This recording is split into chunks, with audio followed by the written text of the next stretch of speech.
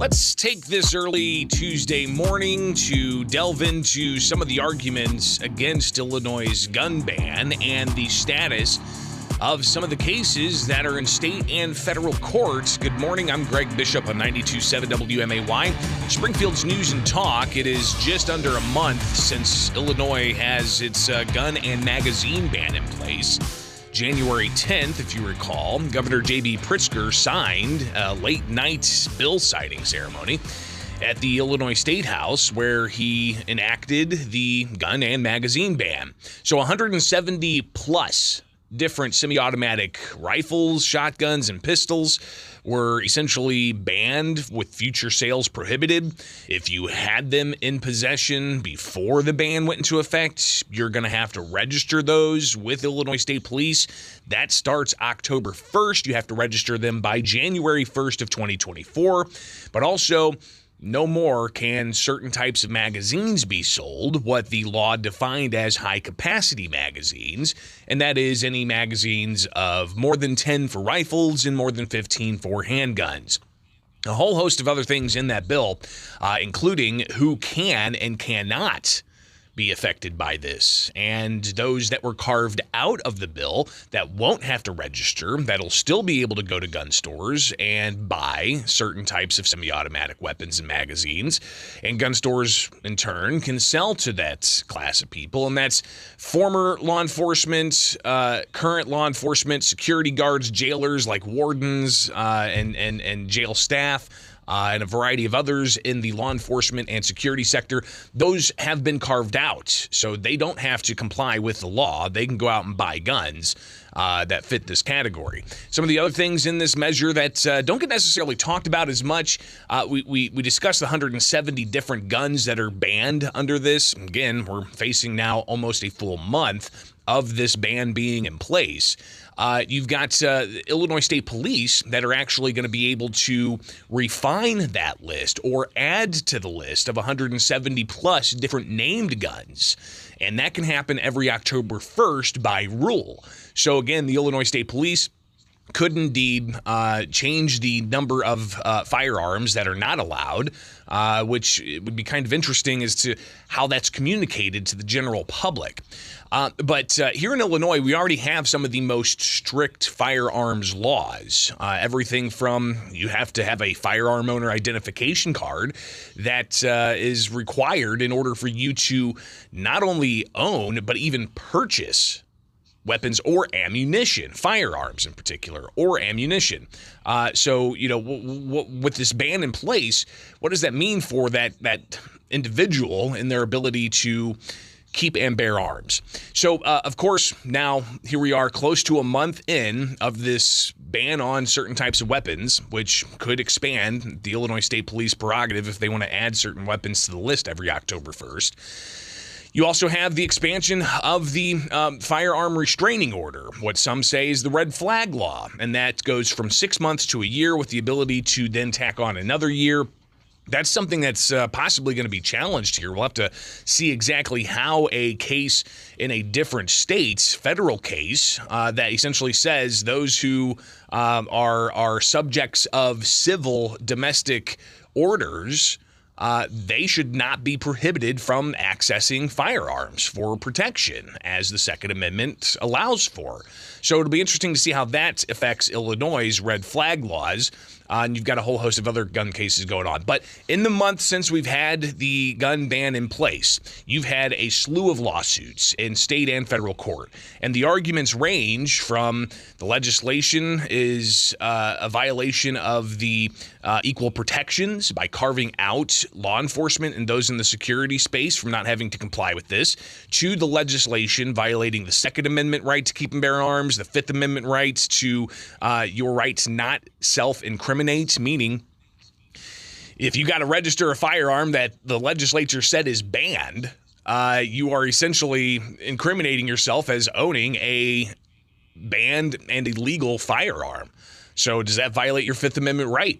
Also, the 14th Amendment right that fits into the equal protections arguments. But there's other arguments as well that have been made in court that haven't been as successful, but some still pushing for it to be taken up and discussed and litigated, and that's how the state of Illinois legislature passes these types of bills.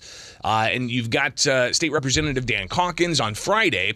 He unpacked this a bit and discussed how exactly he wants to make sure that the issue of the constitutional requirement in the state of Illinois for the 3 readings rule, legislation has to be read 3 times publicly. You've got the single subject rule that says legislation should be of a single subject. A lot of times we see these rules seemingly truncated or circumvented to where, the House passes a bill last year, and then the Senate picks up the bill this year, guts that bill that was about amusement park rides, replaces it with new language that's about guns, and then proceeds to pass it in short order. Arguments are that violates the single subject and the 3 readings rule.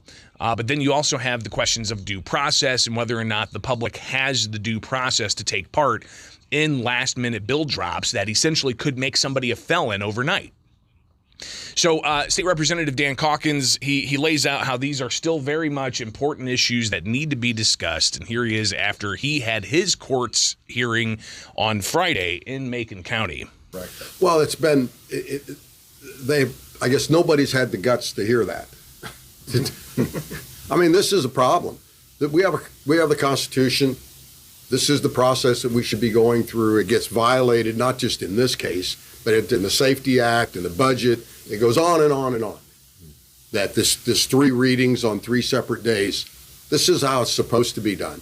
But because of the tyranny of the majority, they just, in the dead of night, will lay a bill on the desk, and an hour later we have to vote on it. And the people of Illinois get no say.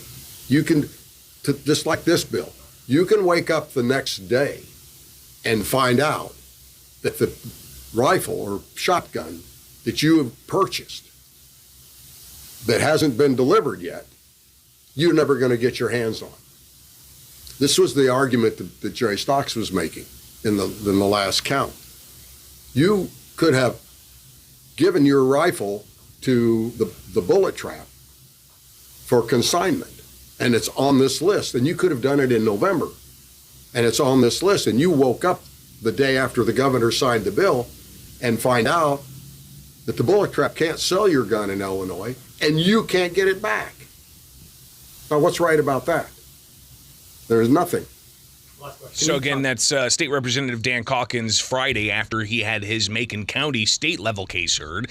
That's still pending, a temporary restraining order pending. And the question there is, does the judge follow the Fifth Circuit Court of Appeals that upheld the Effingham County temporary restraining order and only apply it to plaintiffs? And those plaintiffs are Dan Calkins, several gun store owners, another individual, and what is considered a loose association of law-abiding citizens, gun owners of Macon County. Or if the judge heard arguments from the plaintiffs, expand the temporary restraining order statewide because everybody should be afforded those constitutional rights, if that's what the Fifth Circuit Court of Appeals has argued. So again, the state level cases are still working through the process. You've got the Effingham County case, TRO issued. White County case, TRO issued. Macon County case still pending on a TRO. Then you have the federal cases. And the most recent update in the federal cases is Harrell v. Raoul, which was brought in part by the Illinois State Rifle Association. Yesterday, a judge issued an order granting a motion for the Illinois State Police as defendants to extend the deadline for a response to the plaintiff's motion for a preliminary injunction, meaning the plaintiffs are looking for an order to block the law from being implemented, and they need to get a response from the state. Well, the state requested a delay in giving that response, and now they've got until March 1st to deliver that response. So that's some of the latest in the happenings in Illinois law when it comes to litigation against Illinois' gun and magazine ban that is now approaching 1 month of being affected. So we've got more coming up. Of course, we want to tackle some other gun stuff, and I'll share with you a Twitter page that seems to be a good resource to gather a lot more intelligence of what's going on across the country when it comes to the Second Amendment. All right, back with updates on the Second Amendment and the lawsuits in Illinois. We kind of briefly overviewed some of the arguments that there are. Of course, the equal protections arguments. You've also got the arguments against the Second Amendment being violated. Second Amendment, a well-regulated militia being necessary for the security of a free state. The right of the people to keep and bear arms shall not be infringed. You've also got arguments about the Fifth Amendment. And I would say there's probably even some arguments sprinkled somewhere about violations of the Fourth Amendment. Fourth Amendment's the right of your personal effects and papers to not be seized without warrant. And then the Fifth Amendment is essentially your right to remain silent and not incriminate yourself. So those things, obviously, when it comes to having to divulge that you own weapons considered to be assault weapons and banned, you can see how that can quickly devolve into somebody violating their Fifth Amendment rights. But there's a lot of happenings in Illinois, just in Illinois, and we're doing what we can to update you each and every morning here as we see what happens with the various lawsuits that are filed in state and federal courts against Illinois' gun ban. That's not to say anything about the pending litigation that's still out there against Illinois' firearm owner registration card, the FOID card, the firearm owner ID card. That still very much is in the courts and has been litigated up and down the state courts. So we'll be watching and see where those ultimately go. I'll have to do some background and research onto the status of those cases. That's very much something people are concerned about. But elsewhere throughout the country, you have a ton of cases that are being talked about and discussed. We brought several of those up, including the one about domestic violence accusations and how a federal court has said that should not keep somebody from having access to their Second Amendment rights. You've also got in Oklahoma, federal judge saying that just simply being a marijuana user should not be something that ultimately bars somebody from exercising their Second Amendment rights. Because, one the argument is that, listen, these prohibitions don't prohibit somebody from being able to speak freely or being able to exercise their own religion or being able to peacefully assemble. So, if you, for instance, are facing civil charges in a civil court, it doesn't take away your Fourth or your Fifth Amendment rights and so on. So the argument is the Second Amendment isn't very much indeed a fundamental civil liberty that can't be infringed upon. So we'll see how federal courts tend to continue to argue that. But a website that I think, of course, it's Twitter, but it's something I think is good to stay close to, and it's Rob Romano. He's 2A Updates. So if you just search Twitter for 2A Updates, he updates a whole bunch of Second Amendment issues, including touching on Illinois' filings and whatnot, including the latest filings from the federal firearms licensees of Illinois versus Pritzker in the Southern District. He shares some of the screenshots of the plaintiff's motion in that particular case. But he also just highlights various other stories. In particular here, ABC News Washington Post poll finds 47% of Americans support, quote, assault weapons bans, while 51% oppose. It's the lowest level of support since 2015, along with the second lowest level of support and the second time below 50% since the poll began in 1995. So interesting to see that. But also the 2A Updates Twitter page goes into a variety of other things, like what's going on over in Hawaii. Apparently, in Hawaii, there's an ongoing debate about whether or not people are going to be able to carry guns outside the home. And in particular, he shares a memo from the Hawaii Credit Union League that apparently shows concern that carry permit holders will rob banks. You've also got others, retail merchants want the state to ban guns in retail stores, and even primary care associations want some kind of bill to prohibit people from carrying and making sure that those who are of mental illness, that's a disqualifier, and going on further. So a lot of different things to consider, especially as different states are dealing with their own Second Amendment issues. So maybe you stay close to the Second Amendment updates there as well. If you're on Twitter, again, that's 2A Updates. 2A updates. And Rob Romano is the Twitter page. I'll flash that again for you if you guys are watching along online. All right, it is Springfield's Morning News. I'm Greg Bishop. Each and every weekday morning, you can tune in here on our YouTube page, Bishop On Air. We also stream on Facebook, 92.7 WMAY News, or on my Facebook page, Bishop On Air. Also on Twitter, Bishop On Air.